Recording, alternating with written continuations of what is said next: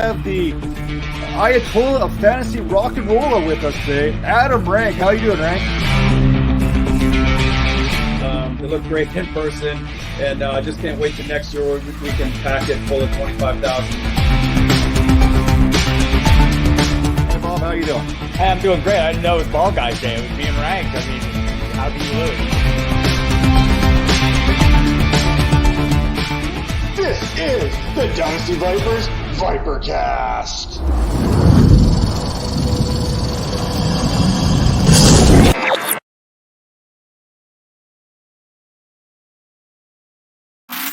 Hello and welcome to the Dynasty Vipers ViperCast, episode number 164. Joining me, as always, to the left, Major Caldwell. How you doing today, Major? Doing good, man. Feeling really good because I got all my picks right. You know what I'm saying? Well, that's what you get when you put that extra button up on your collar there, like a pro. I gotta get it all the way up there. Let's get to the tippy top. There we go. Now we can start the show. And of course, joining us all the way from the south, from Texas, it's always Tera time down in Texas. Tera Roberts, how you doing? I'm doing fantastic. It was a good playoff weekend for me.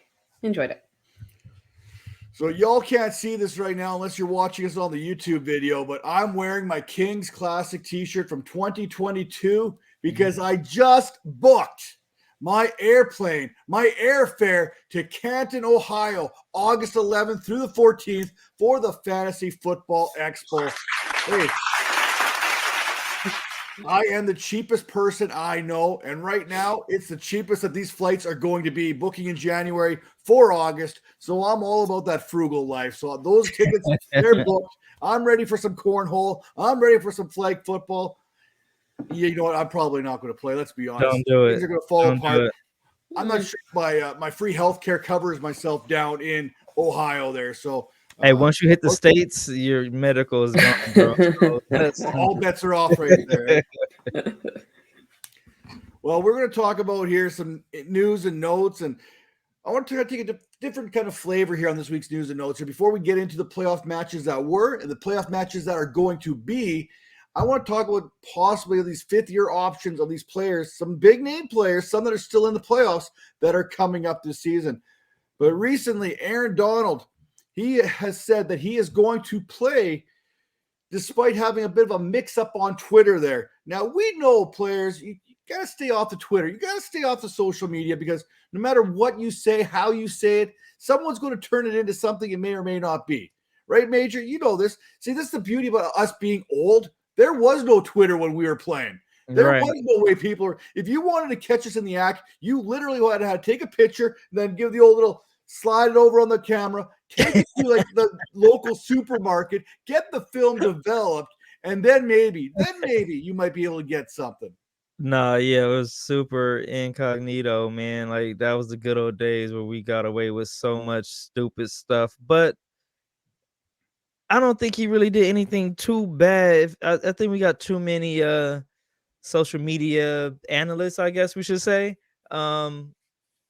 They take one thing and they'll turn it into a whole story just to get clicks and everything. So this clickbait culture, I can't wait for that to be over. We need to hurry up and grow up out of that. It's so tiring. Like I was asking you guys earlier, like, did Lamar Jackson get paid? Because I see someone made like a actual clip and it looked like a real like meme of him getting paid. So it's like, I don't know what's true anymore, you know? Well, we just heard from, I think it was RG3 basically said the reason why he didn't play was because he was hurt. The reason he didn't travel to Cincinnati was because he was sick, and that was coming from inside the organization, technically. Now, again, we won't know if that's true. We won't know if that's fake news, real news. And that's the problem, I think, with society for the general. We can't differentiate between real news and fake news anymore because all news is just coming out. So, hey, well, what can you do? We here on the ViperCast, we're going to try and read between the lines. And we're going to talk about some of these fifth-year options here coming at you. And starting with the obvious one, we know the Cincinnati Bengals, their push in these playoffs, they're only going to go as far as that arm of Joe Burrow will take him. And yes, his fifth-year option is going to be picked up. I mean, we're all in agreement right there. The Cincinnati Bengals are going to pick up that fifth-year option. There are some pretty obvious ones out here. Justin Jefferson. The reason I bring this up is because the Minnesota Vikings, they haven't gotten to talks yet, but you know that talks are going to start for Jefferson and that fifth-year option here sooner rather than later. But some of these other ones are a little bit more interesting on the defensive side of the ball, such as Chase Young, Major, and Jeff Okudah, Tera, the cornerback for the Detroit Lions. If you're the Washington Commanders, are you picking up that fifth-year option on Chase Young based on what he could possibly do for this Commanders defense? And Tera, likewise for Jeff Okudah there for the Detroit Lions. Major? Yeah, so you have to pick up Chase. The talent, the ceiling is so high on him is ridiculous. If he can stay healthy and, you know, whatever else is going on with him, that's kind of keeping him off the field. But when he's on the field, he's the man, and he's one of those players, one of the generational players. You have to pay him. I mean, they have like Montez Sweat and some other guys on that line. They have a pretty good line, so maybe they can consider letting him go and try to move a different direction, maybe put some money into a quarterback or something. I don't know, but I don't know, man. That's one of those generational players. You got to pay him. But Tara, what about Jeff Okudah, the cornerback for the Lions? I think so. I think the Lions are in a position right now where they have to retain the talent that they have because, you know, are they really going to make major upgrades at the quarterback position from a veteran? Nah, I mean, Jared Goff has been holding it down. If they go out and look for another quarterback, it's probably going to be in the draft, which means that if they're pushing that path, they're going to be in a situation where they've got a young, cheap quarterback and they need to go ahead and just pay talent to stay, retain all of that, and let, you know, the quarterback work his way into and up to the talent in order to kind of, you know, make that push for a Super Bowl. I think that's kind of how things work out well financially for teams, to surround and retain their talent and then get in with a quarterback cheap. Yeah, I would kind of agree with that. I mean, Detroit, their secondary was kind of beat up a lot of the season this year. And Okudah, he had his ups and downs, but he's still a veteran presence on that back end. Now we know Justin Herbert, his option's going to get picked up by the Los Angeles Chargers there. Come on, get it right. How about Tua Tagovailoa? I mean, GM Chris Greer, he basically told reporters on Monday that Tua is going to be our starting quarterback. But then again, we've heard this song and dance from other coaches, other GMs, time and time again. If you're the Miami Dolphins, do you pick up that fifth-year option considering the circumstances of the 2022 season, everything that he's kind of dealt with? Are you comfortable paying a man for that fifth-year option, knowing the medical that follows that? Tara, I'll start with you. I would, just because if you don't, it's going to be a crap storm. I guess I'll be like, I mean, because it's a medical issue, it's the concussions, and we saw right there on the field that, you know, and granted, there was no fault found by Miami, but it was a sketchy situation, honestly.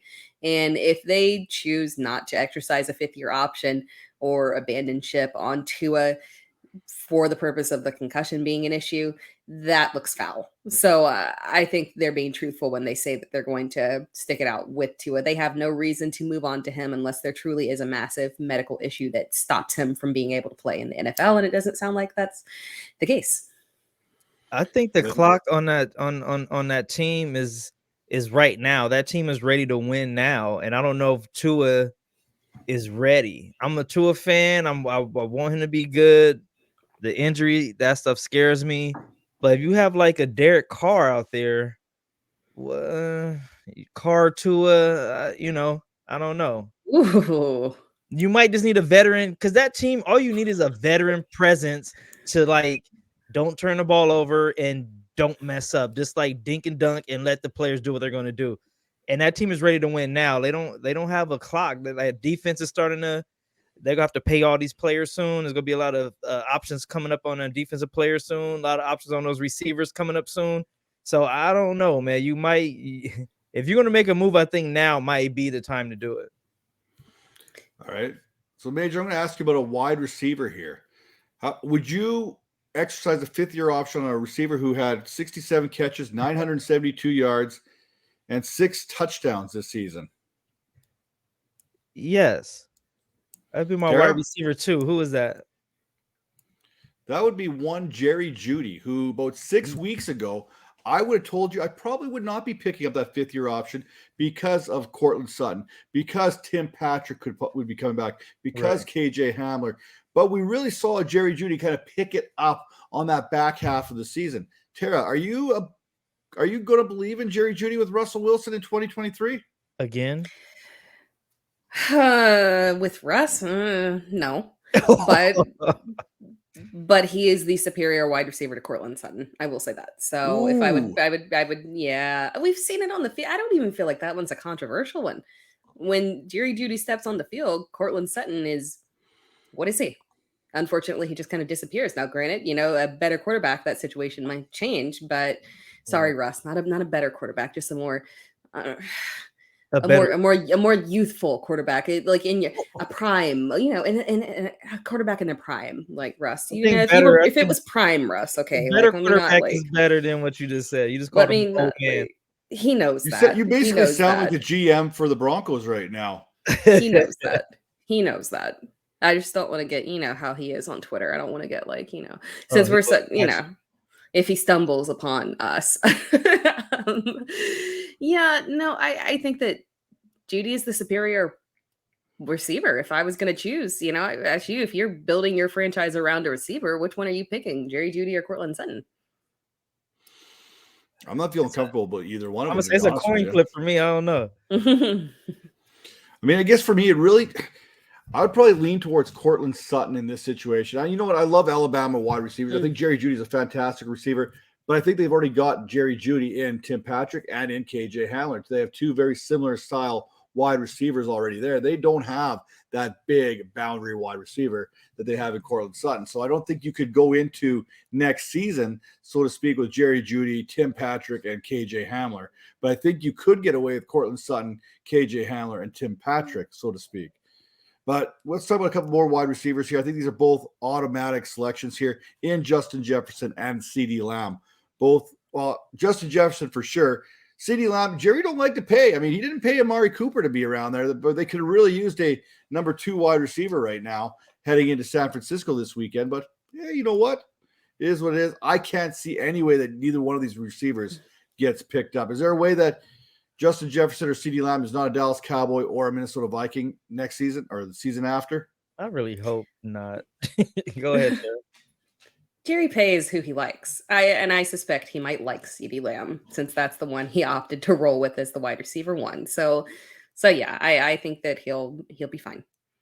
How can Minnesota mess that up? Like, is there a way that they can not pay him? I don't understand. I don't know.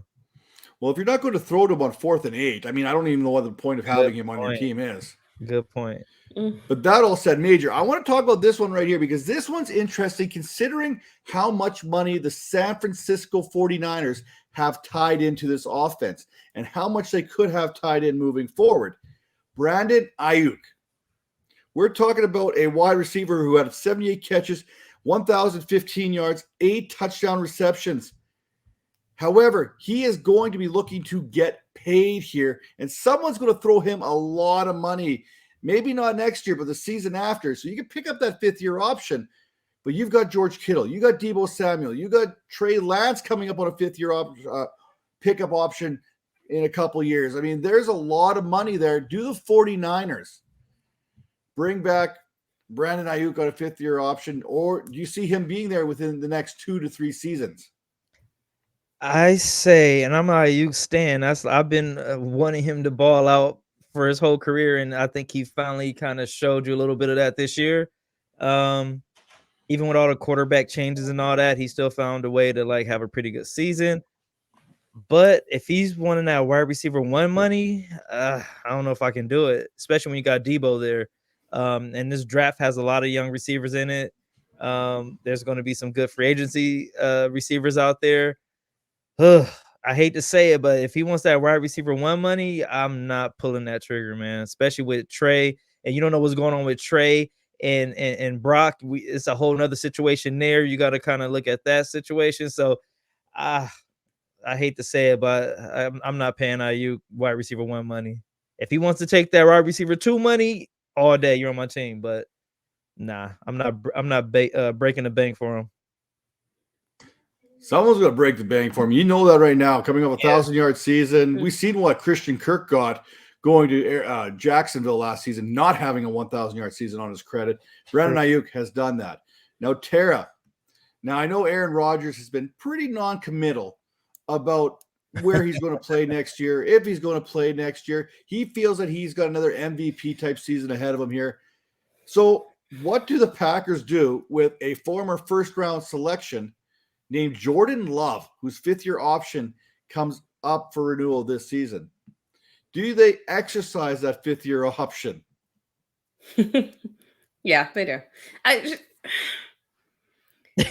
mean, this right here is why Davante Adams left the Packers. Right. Because now we're going to sit here talking about all offseason if Aaron Rodgers is going to come back and what that's going to look like again.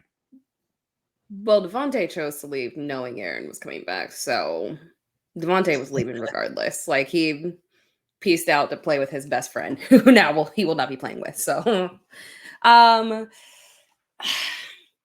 hopefully Aaron sticks to his word and he actually makes a decision in a timely manner, and we don't have to worry about that. And decisions can be made organizationally. It's such a weird.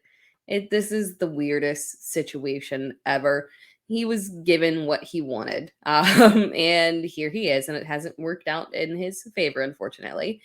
There's young talent there. I don't think, the Packers are that far off, but with that said, you do have to keep Jordan Love around, because you just kind of keep doing the math and saying, like, at some point, we've invested all of this time, like the Packers organization, say we've invested all of this time into this man as the backup next heir apparent. And to let that go to waste, someone who's been sitting in the system, knows the system, there's an advantage to that. And we've seen it with guys coming up and having that. So they're going to. You got to stick. You got to stick with him and keep him around, because if it's not this year, it could be next year. You want to at least give the man a chance after all of this to finally get to show off. And, in the one game he got to, he looked good-ish enough, competent enough, heading in the right direction. So yes, I think they'll pick it up. And just for those who are listening right now, that kind of wondering, why you guys talk about the fifth-year option? It doesn't really mean a whole heck of a lot. Just because a team does not pick up that fifth-year option this year doesn't mean they're not on that team next year. Josh Jacobs is a good example of that. The Raiders, they did not pick up that fifth-year option. They declined it. He was still a Raider last year, still led the league in the NFL in rushing yards. And now, if the Raiders want to keep him, they're going to have to pay him a pretty hefty price here moving forward.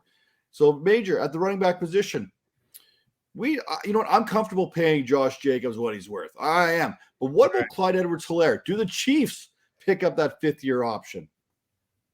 You can't. I can't. I mean, you're going to look stupid by not doing it, but sometimes you just got to bite the bullet, because taking him over all those running backs that was in that draft, you took him first in the first round. Like that's pretty tough. He hasn't produced at all. Like, I don't remember a glimmer of him doing anything. So maybe let me know if he did, but I've never liked this game.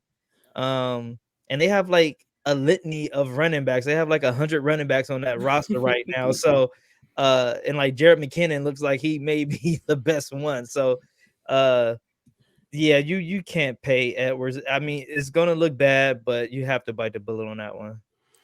I mean, it's hard to imagine. In 2020, his rookie season, he had 803 rushing yards and then 36 receptions for 297 yards. In 2021, 517 rushing yards, 129 receiving yards on 19 receptions. Last season, 71 carries for 302 yards, 17 catches for 151 yards. Most of that done in weeks 1 through 5. Then basically got replaced by a journeyman there. I hate to say it, but Jet McKinnon, who is a soon-to-be free agent, who never really made a name for himself until last season, the back half of last season, and a 7th-round rookie out of Rutgers in Isaiah Pacheco. So that should tell you all you need to know about the situation there for Clyde Edwards-Helaire moving forward, and not take anything away from Jet McKinnon, because he got me to a lot of fantasy championships this season. So I'm a huge Jet fan when it's all said and done. But with that all being done, we got to go into last week's matchups. Major Caldwell, were you putting any money down on straight up dubs? Because I believe you went 6 for 6 in the wild card round when it came to making your picks. Easy. I live in California, so I cannot gamble on the. I can't do it. It sucks. I wish I voted for it, but they kicked it down. So yeah, I just get to live vicariously through like friends and family I give tips to. So yeah, man, I'm gonna stick with my theme of the movie, the entertainment portion of it. I'm gonna stick with the theme this week while selecting. But yeah, go ahead, man. Well, when we're getting off this, let's talk about Russell Crowe, Gladiator. Are you not entertained? Jacksonville, 31-30. The fourth largest or the third largest comeback in playoff history. Playoff history. It was actually a better comeback than Brady and the Patriots came back from the 25-point deficit in the Super Bowl. That's how bad this Jaguars team was out. Down 27-0. 27-0, going on to outscore the Chargers 31-3. 31-3. I made a couple jokes on Twitter during the game. I didn't think they were going to come to fruition. I said the Chargers are going to charge her. I kind of threw it out there. I honestly did not believe it was going to happen. And then you saw Jacksonville score. And then you saw Jacksonville score again. And you're like, no, this is not possibly happening. And then they scored again. And then Joey Bosa went offside, leading to another Charger or another Jaguar score. You're like, this is really going to happen. Tara, I know you watched that game. What was going through your head watching this beautiful meltdown? There's no other. If you're not a Chargers fan, I'm sorry, Chargers fan, but you should have seen this coming. I mean, you really should have seen this coming. Tara, did you see it coming? I don't consider it a meltdown as much as it was an elite performance by Trevor Lawrence. I mean, the mentality that you have to have to, 5 throw. turnovers. I mean, that is intense. And to turn around and say, you're not even phased. Like, basically, essentially, like, just full disclosure, this was like a national championship game to me. I've got Trevor, I've got Travis. We're sitting, like, it felt so good. I was sitting there like, no, you can boo me all you want. You can boo me all you want. Like, I feel like I was very transparent about this, that these are my boys, and I was like very in on their success. And with Trevor, I think it just went to show that reason that he was that first overall pick. You don't see that level of performance, that level of mentality, that elite level from many players. It's just different with him. Most of the time you get something like let's take a Kirk Cousins. I mean, like, not to pick on him, but for most players, when that happens, your eyes start to get big. You start to get sad on the sidelines. It's understandable. You're emotional. This is you're feeling like this would be the end. There was not a level of panic in Trevor whatsoever. He's just such a steady, elite, next level mentality. So it was fantastic to see. I can't even begin to explain how wonderful that game was to watch. And how entertaining. How entertaining. I mean, I saw jokes about people. We did say that was going to be the game of the week. We said we that. Did, yeah. Yeah. We said jokes about people that went to bed at halftime. Feel so bad for them having to miss that, because it was just epic. Have we heard the halftime speech? Because I'm always, I'm player first, but a comeback like that, that's coaching, man. That's when coaching is at his best. That halftime motivational speech, I don't know what he said.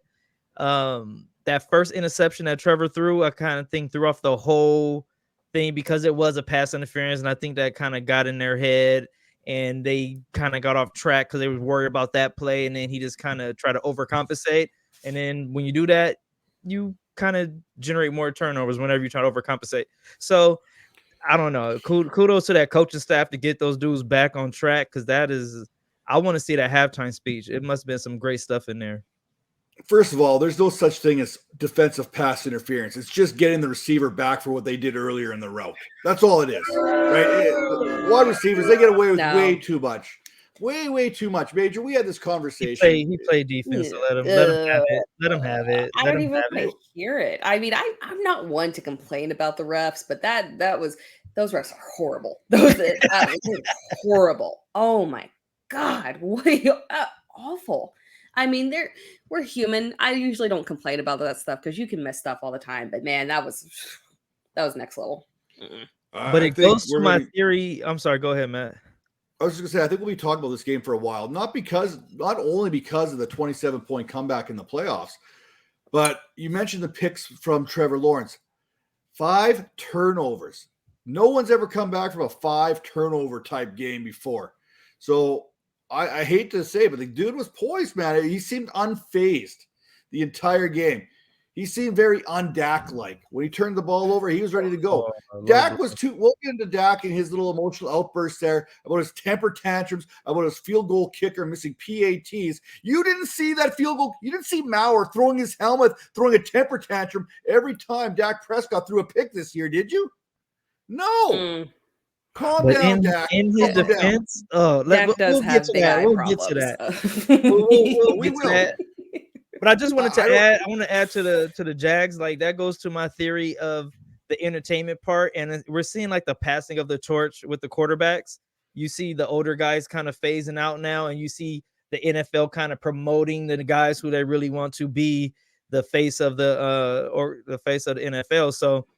So I think my theory of this being an entertainment thing, I think is gonna kind of play it out. Well, we got Trevor Lawrence sliding in there at about 23 years of age. You've got the rest of the teams that won that are playing the AFC divisional contest: Joe Burrow, Patrick Mahomes, Josh Allen. They're in that 26, 27, 28 year range. So we're going to have a lot of good quarterback play in the AFC for a long time to come. Now, I would love to keep talking about this game, but we got to move into the Bills escaping the Miami Dolphins 34-31. This game was a lot closer than a lot of us had. Like, I did not think, and I'll be the first one to admit it here, I did not think the Dolphins were going to cover the 10.5 point spread, let alone have a lead late in this contest. Major, you did not call it. You stop it. I did. I said, oh my God, please, let's go. Y'all always want to play back some other crap.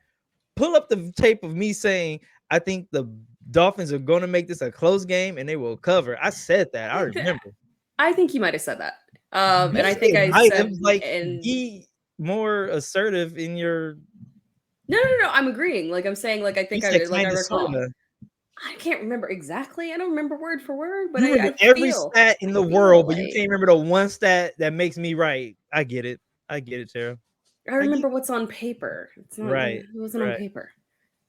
No, but the game is way closer than I thought it was going to be. I didn't think it's going to be that close. I thought they're going to be within that 10 points, not like a score, but kudos to the Dolphins. Like I said, you really can't mess this team up. So, like that thing we were talking about earlier, man, you might have to move on from Tua just to take advantage of this opportunity you have with the talent on this team before people start, getting paid in free agency and all that other good stuff. But again, going back to the entertainment thing, the Bills, man, another like Josh Allen I think he's going to be the face of the league moving forward. Some of the throws, and I've been kind of hard on him and his throwing ability throughout his career, but I've seen some dimes in there, dude. Like the first 3 or 4 passes he had were like total dimes. I don't think anyone, not even Mahomes, maybe Mahomes, but that dude, he's matured into a pretty good quarterback. So I had to give him some love there. But yeah, that's pretty much all I have on that game. It was a good game though. Yeah, I did not see it going down that way. I really didn't. going to Skylar Thompson, I didn't think Skylar Thompson was even going to keep this thing remotely in the ballpark here. So, I mean, kudos to the coaching staff. Kudos to the players coming out and balling the way they did in Buffalo, loving the cold weather. I mean, that could have been arguably one of the greater upsets that we've seen in a long time had the Dolphins been able to pull that one off. Because we talked about this earlier, third-string quarterbacks are not created equally. Not every third-string quarterback's a Brock Purdy. And Skylar Thompson, I'm not a big fan of Skylar Thompson, but you know who is? Matt Waldman there, who talked him very highly in the offseason there when we had him behind the grind, which we will continue that series here this offseason. Tara, last word to you here on this Bills-Dolphins game? No, I agree with Major. I mean, yeah, I was just doing some early redraft rankings, and I think the elbow just really affected Josh Allen in the back half of the season. He's still my QB1. He's still that top guy, and he went out there and he pulled it through, even though it was a shaky game. Man, how about the last game in the AFC there? The Bengals that were 6.5-point favorites, they ended up covering against the Ravens. But should they have? Should they have, Major? We're talking about a 98-yard forced fumble return for a touchdown when Tyler Snoop Huntley tried to go up over the top from 2 yards out, extending the ball in no man's land. You got to tuck that down low and pound it in there, or give the ball to J.K. Dobbins, who the Bengals could not stop. If you ask J.K. Dobbins, he'll tell you the same thing. Major. No, go to Tara. Go to Tara. We got the finger wagging there. Yeah. I do have some stuff to say. It's bad when the organization has to come out and clarify we didn't tell him to go up high. Like it's bad. Just left him hung out to dry. Is so bad. Because I know I did. I know everybody else did. We're sitting there. We're like, why would you call that play? Oh, they didn't. They did not call that play. Tyler Huntley just kind of had visions of Trevor Lawrence doing it the previous day and thought, yeah, let me go up top. No, buddy, y'all are very different sizes. That one does not work for you. In his defense, like with basketball, you have like the 3, 2, 1, and you shoot. Like when you're a kid, you have that game-winning shot. As a young running back, that's every man's dream. Up over the top. Shout out to Marcus Allen, the greatest to ever do it. But that's like our at the buzzer. So I get where he was going, but yeah. I get it, but maybe you need to go the Tom Brady route. Like it's just literally. Yeah, you're not wrong. You're really not wrong. She's not. But I don't like people talking about running backs like that. It was in his head. He's been dreaming that moment since he was like 5 years old. Like, But let's talk about the chase down. Like to me, that's one of the biggest. You can't chase somebody 100,000 yards and then not make the tackle. Like, what's that about? Mark Andrews, he was huffing it, man. Mark Andrews, he had some gas going. Yeah, that was you got there. You tried. It was impressive. But all I can think of was when I'm watching Mark Andrews truck down there, all I'm thinking was DK Metcalf, Buda Baker. I'm like, he's going to catch him. The only difference is he had to try and work around 3 other Bengals to get there. But I love the organization. This is the same organization that's probably going to try and get Lamar Jackson back after deciding not to pay the man. Then they went out there and they threw their backup quarterback under the bus.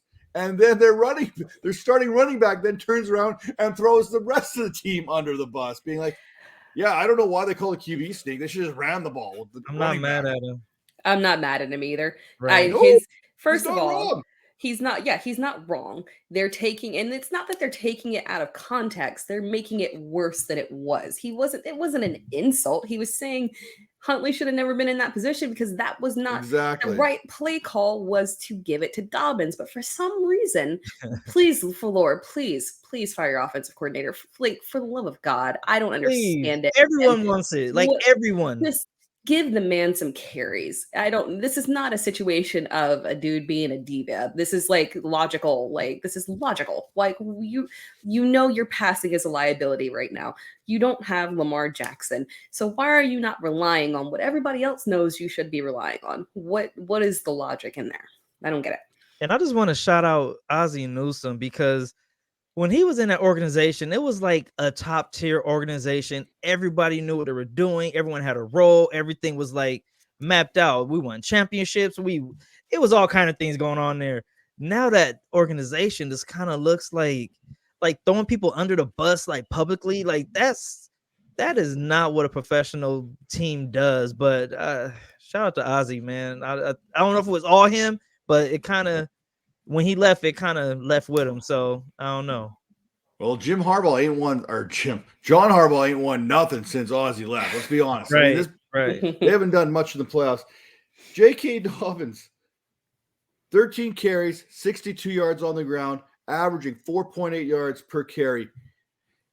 That's in the run game. He also added an additional 43 yards and a touchdown on 4 receptions on 5 targets. How do you not give him the ball? It just screamed Marshawn Lynch on the 1 yard line, didn't it? Right. That's Wait, what Matt, it's a whole. Matt, explain to me, because I'm still kind of, I don't know what's going on here. So Snoop had the play to hand it to Dobbs, and then like he called an audible and just tried to go do his own thing, or like the The offensive coordinator called a QB sneak. Huntley decided to take it upon himself to try and go over the top, then to try and plow it through like Brady style. And Dobbins is like, dude, I'm right here, man. Just give me the ball. Give me the ball. Was never called.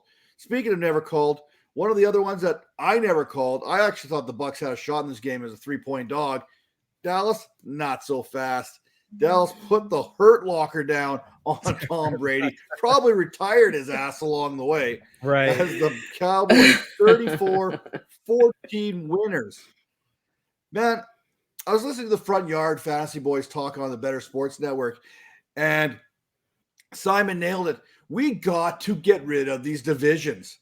It's got to be conferences only, because you cannot tell me right now that the Buccaneers were one of the top 7 teams in the National Football League in the NFC. That spot probably should have belonged to the Detroit Lions or the Green Bay Packers, or a team that could actually possibly put up a fight here.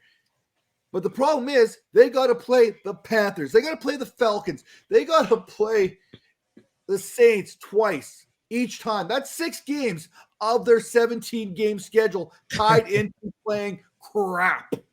Right. Meanwhile, the NFC has 3 teams. The NFC East has 3 teams representing in the divisional round, and the Washington Commanders, they're representing 8 law cases outside of the organization right now, but they were actually in that playoff hunt as well.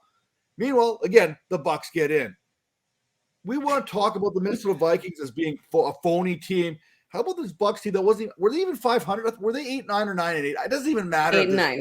They were 8-9, and mind you, that Atlanta was in control of their destiny.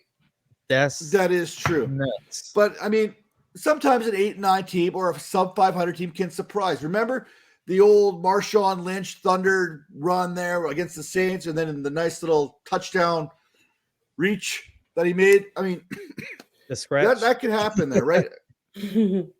But not with this Bucs team. That certainly wasn't happening. And then Troy Aikman talked about playoff Lenny. That's why they rested him down the backstretch. Meanwhile, Rashawn White basically got all the touches there. So, Major, just a quick little synopsis here of this contest for you. Tony Pollard, I think Tony Pollard is the real deal. That's another one that I think his contract is up this year too, right?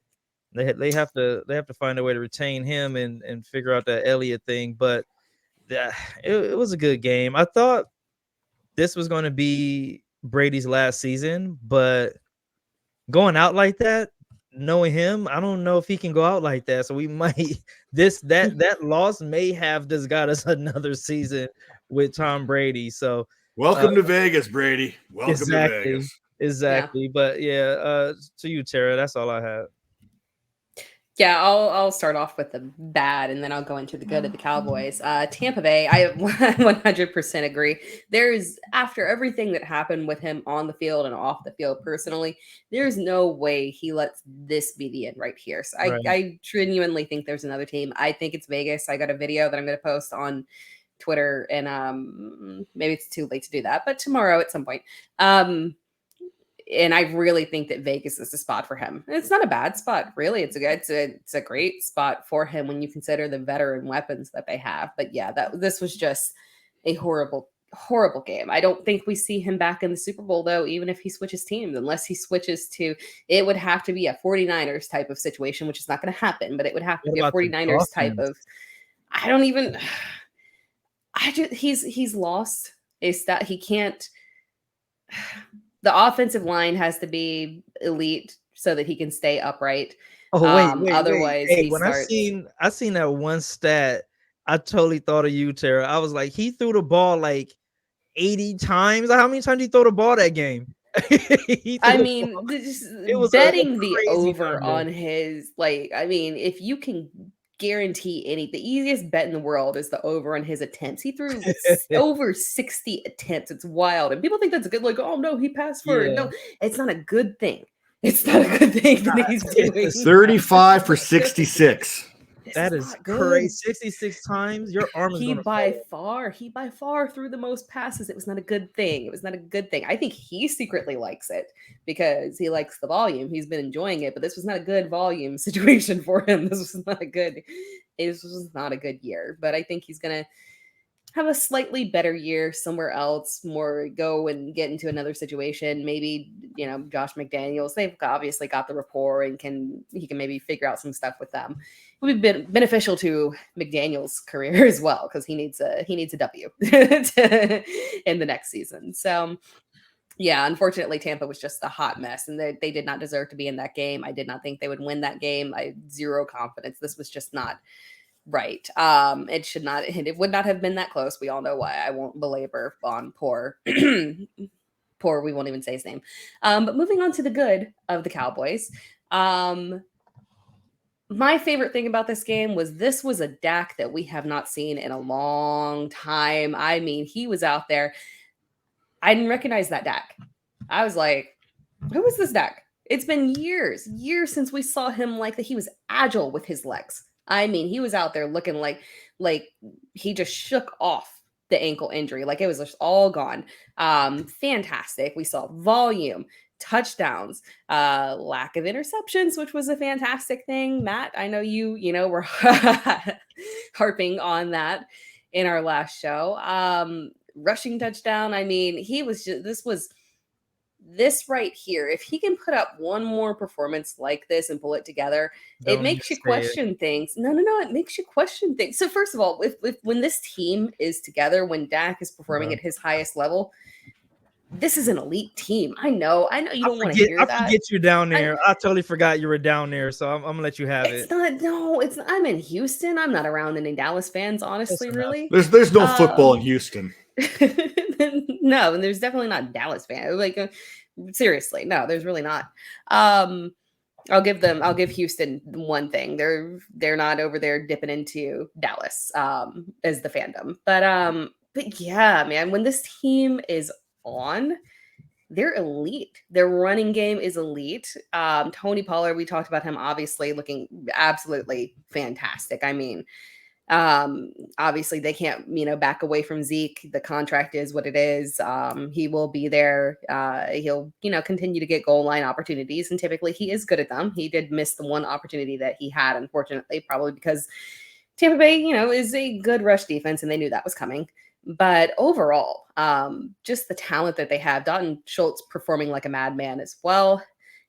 The defense stepping things up and continue. They're so strong. If this offense can pull it together, I could see them make a push. This is incredible. And we might be looking at here this next year, if he makes a little run here, looking at Dak, like making, hey, maybe he's someone that I want to take. Obviously not as high as 5th, but somewhere in that, 6-7 range, and maybe feel a little bit more confident with it. So Are you it's very sure interesting. you're not a Dallas fan? You sound like I'm if not. all Dallas fans across the world, if they do like this much, it's like, They come out. they have a chance. Oh God. There's a chance. So you're saying that Skip Bayless is going to be hitting me up tomorrow? No. Exactly. No. Like, man. Oh, but shout out I am to just Rashad complimenting White, too, Dak like, on what he did. I think White had a good like coming out party for him. Hopefully he can like take this momentum into next year, because I never really liked him as well, but he showed me some moves and stuff in the game, so I'm kind of getting on board with that. But yeah, Tara's right about everything she said, except the Dallas actually doing anything. Well, you know what? I hate to say this, but because we're basically the Brandon Staley of clock management when it comes to podcasts, we're gonna have to fly through these next two teams here real quick to get into the actual preview of these contests coming up here in the divisional round. Right. How about Ice Baby Vanilla Vic strikes again? New York Giants football is back on the map, beating the Minnesota Vikings 31-24. Ending like the Vikings' 13-game streak of wins within a one-score contest. Congratulations, the Giants. We're going to talk about that more here in a second. And, of course, the 49ers, who were 10-point favorites, covering that spread easily, winning 41-23 over the Seahawks.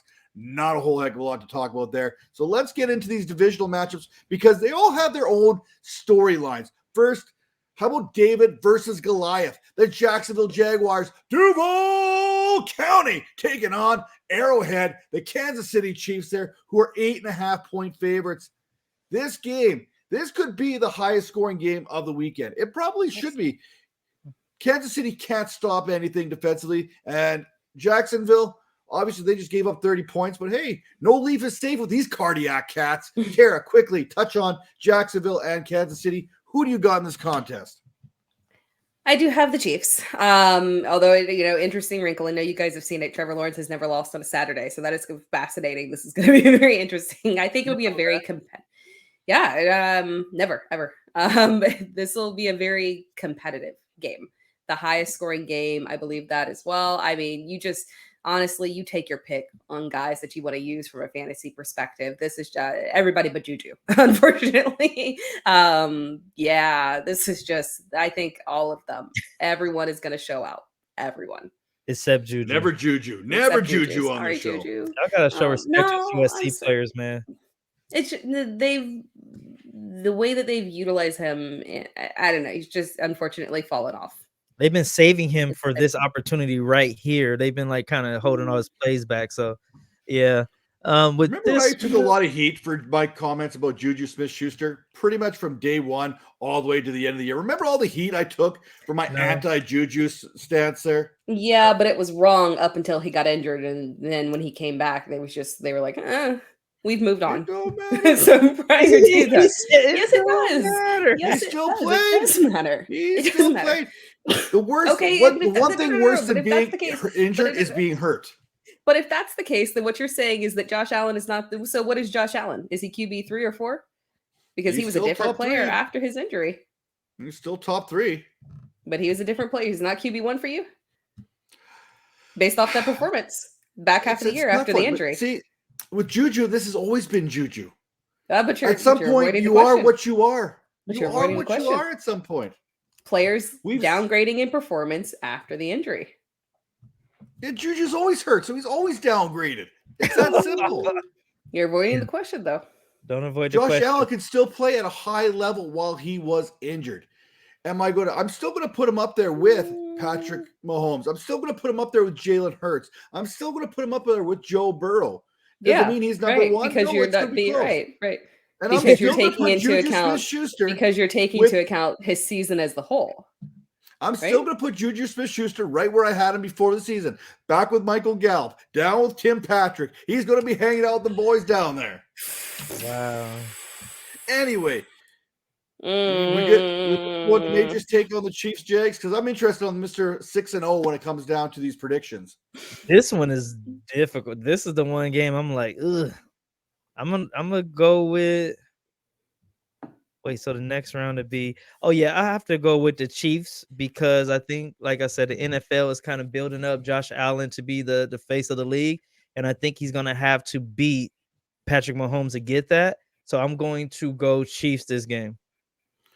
You know what? I'm going to stick with this. I'm going to go with the Chiefs win, but Jags cover.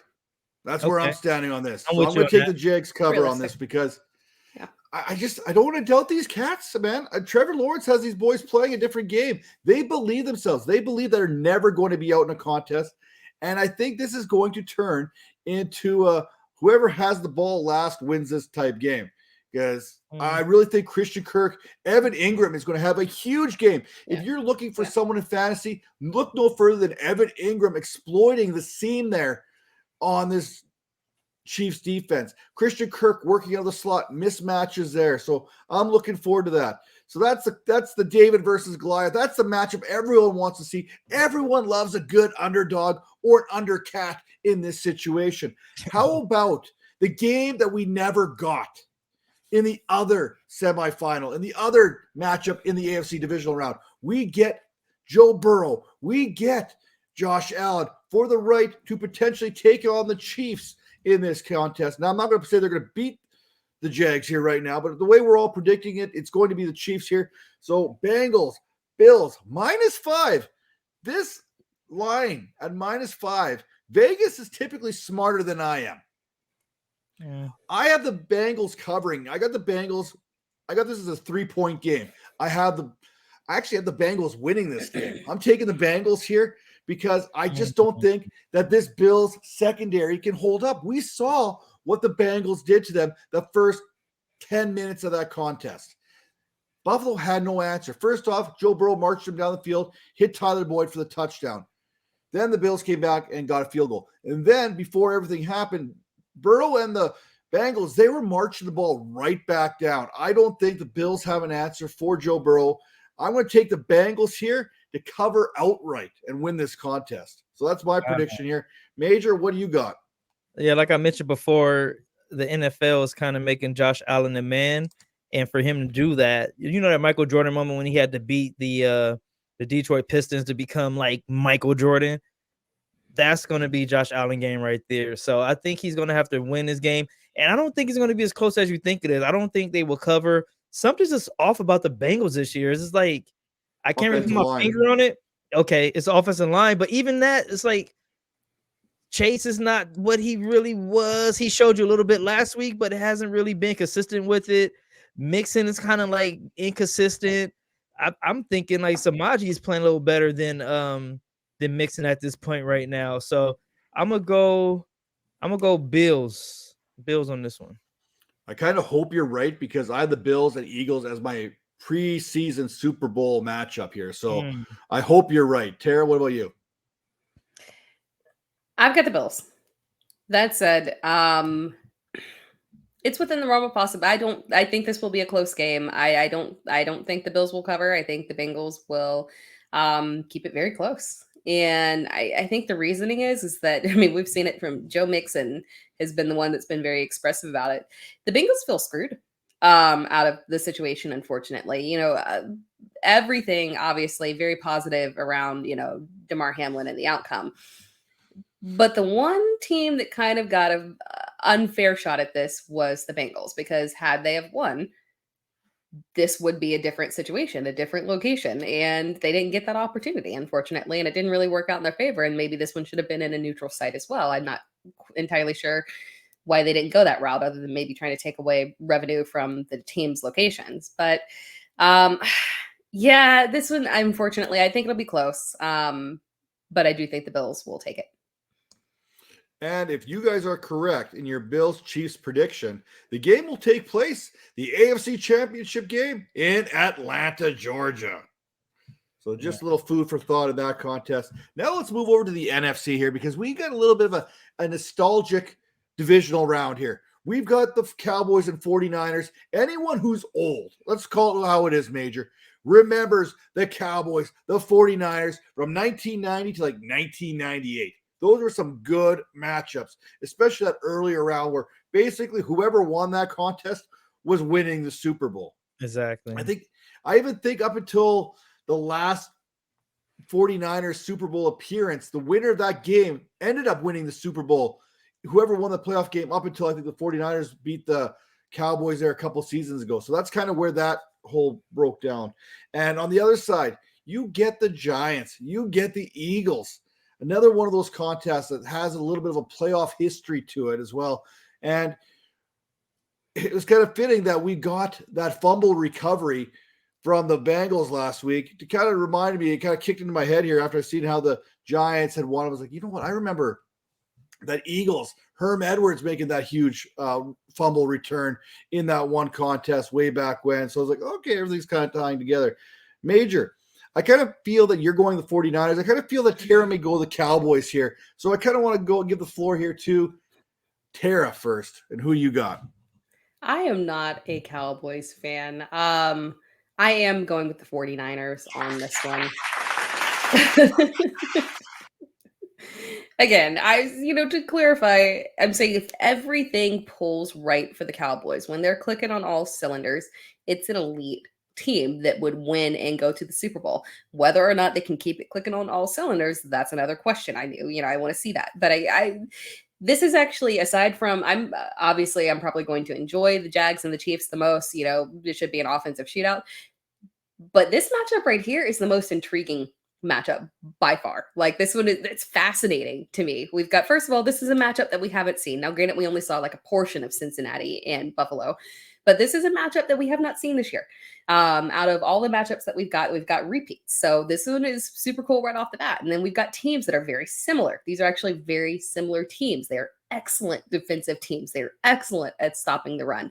A little bit vulnerable to giving up big plays to receivers. We saw that with DK Metcalf last week.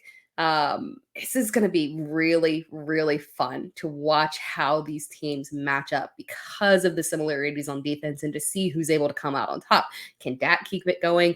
Can Brock Purdy maintain this level of performance against, Seattle's not an elite defense. This is a different situation when you've got these dudes that are, this is a top defense. Their interception, they're, I think top 5 and maybe top 3 in interceptions for the Cowboys are. This one is going to be really fascinating to see if Brock Purdy is able to maintain the system and come out on top. I love this. Put some respect on Brock the Rock Purdy name. We are witnessing history right now. We are looking at a real life Rudy story. I don't think people appreciate what's actually happening right now. So stick with my theme. I don't think it's going to be close. This game is not going to be fascinating at all. Like you said, the Cowboys have to get everything right to be good, and there's no way to get everything right. Dak's going to come back down to earth. Elite. Dak's going to come back down to earth. What's the coach name? He's going to do what he does all the time. And Brock, like, this story is too good to like cut off. Like, you can't, the NFL is going to lose money if they don't let the 49ers win this game. So I'm going 49ers in a blowout, and you're going to see Brock take it to the next level. If there is one. So you're predicting quarterback controversy there in San Francisco? Oh, for sure. Year. This is going to be a crazy. This is going to be a crazy. I said it. I think I said a week or a week. I said a couple weeks ago. Like, I think Brock can play his way into being the quarterback for the Niners. He takes us to the Super Bowl. He's going to be our quarterback. Well, I'll say this. I think the Cowboys lose, but not this week. I'm going to take the Cowboys. Making Brock, there, though. So no, Matt's still in the win for you. So don't get mad. I love you, Brock. man. Brock the Croc looks like a rookie quarterback this week because the best way to get into a rookie's head is pressure. And the Cowboys can bring the pressure. They're going to have to bring pressure because on the other side, the 49ers, they have a pressure buster there in Christian McCaffrey. Screens, draws, a guy who can do it all as far as that's concerned. Debo. So I think this is going to be a fantastic matchup. I don't see this being a blowout. I see this being a close game. But you know what? Originally, I was just going to take the Cowboys covering the spread. And then I thought, you know what? what would be even a bigger story than Brock Purdy going to the conference finals? How about Brett Maher there kicking the game-winning field goal from 54 yards out? That's disgusting. After They will last not let week, him do and then that. him going over to Dak Prescott, throwing his helmet down and saying, "I'm the captain now." That's right. Yeah. That's how we're rolling. That's my prediction. See, you guys don't have TVs in Canada, huh? Oh, we got TVs. That all being said, I was only like 4 for 6 on my predictions last week. I'm just going to throw that out there right now. But I'm going to take the Cowboys here just to mess with Major. And I got to get back a couple games here one way or the other. So I'm going to take the Cowboys here, winning outright in this contest, which brings us to our final contest. I would love to get behind Daniel Jones. We love Daniel Jones on this show. We really do. Do we? Yes, we do. That's At my least boy. 2/3 of the show is in on Vanilla Vic, the Mayo Moon, Daniel Jones.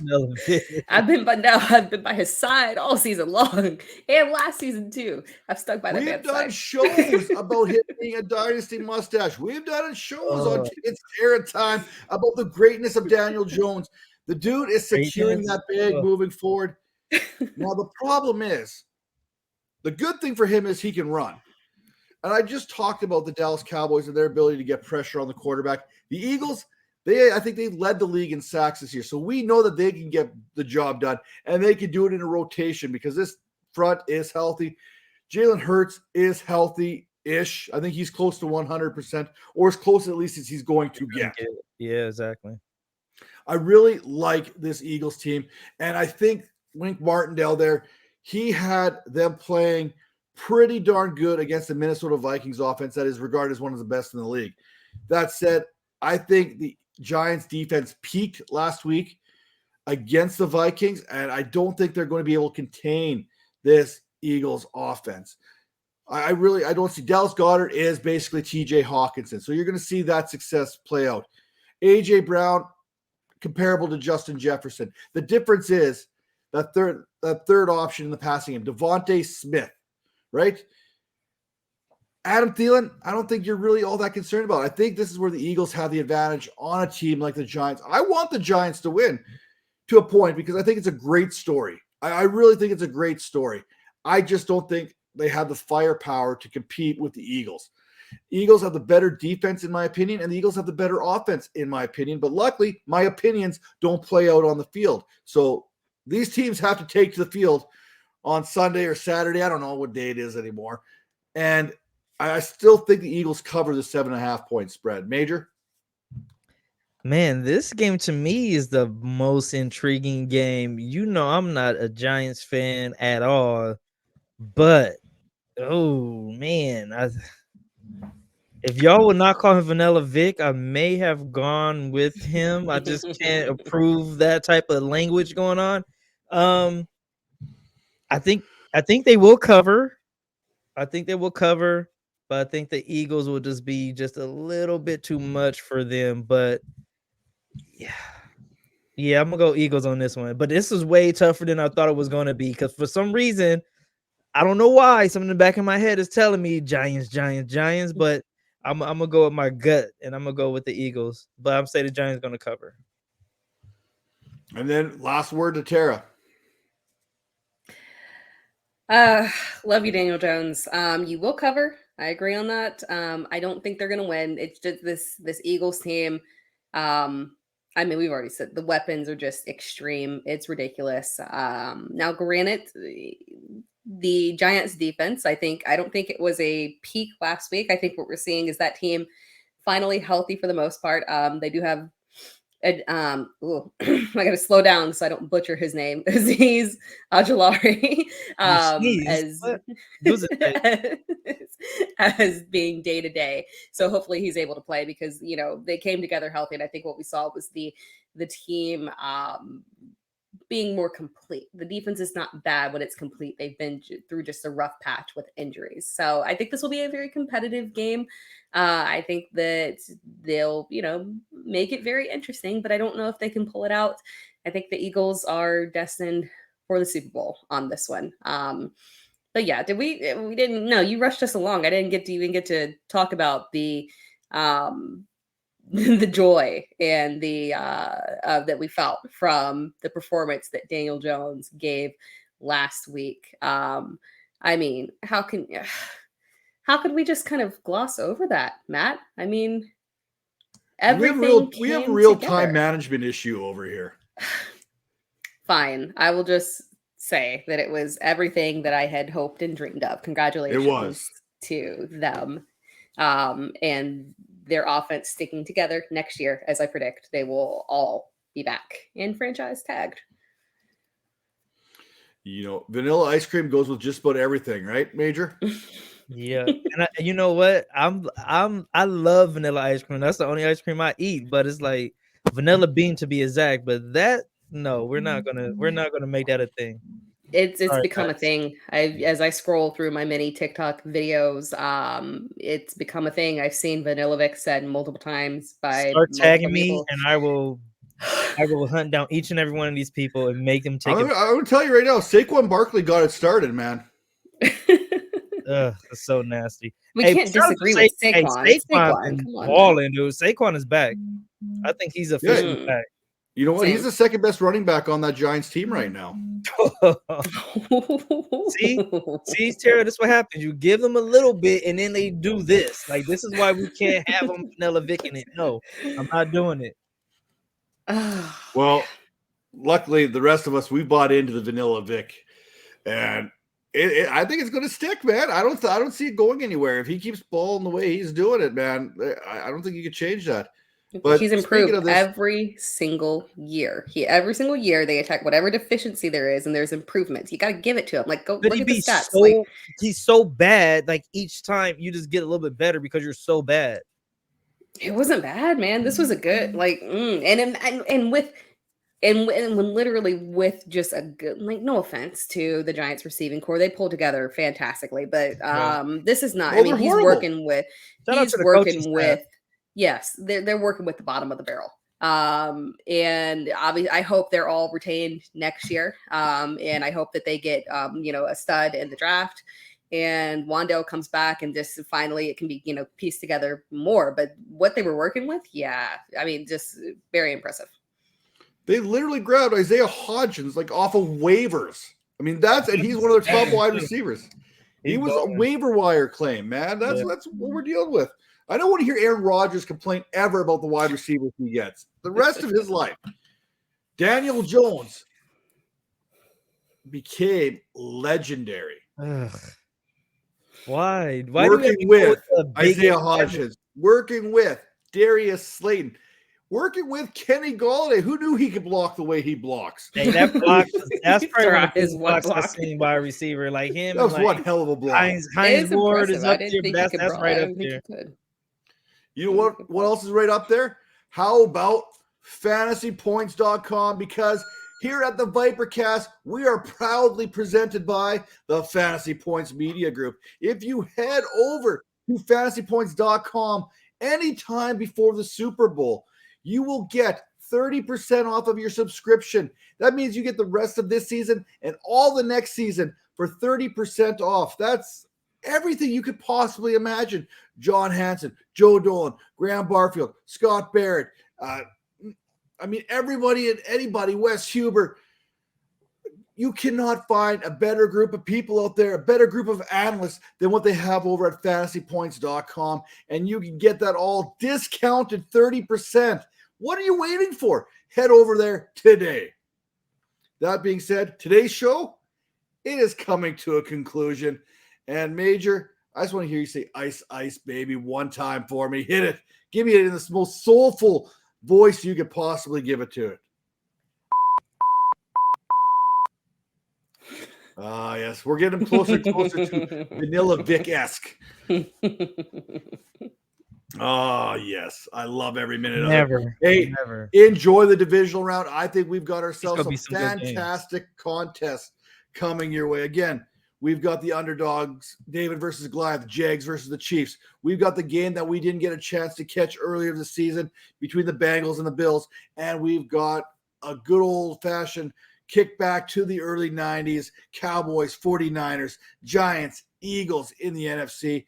A little bit of everything that you can possibly be looking for. And as a Raiders fan, hey, I just get to sit back and enjoy this week. As So always. I'm going to enjoy it, and I'm going to troll everybody who's losing at any given time because I really have nothing better to do with my football weekend here other than move on up those standings in that Vipers playoff charity contest. We'll see you. By the way, I'm ahead of both of you next week.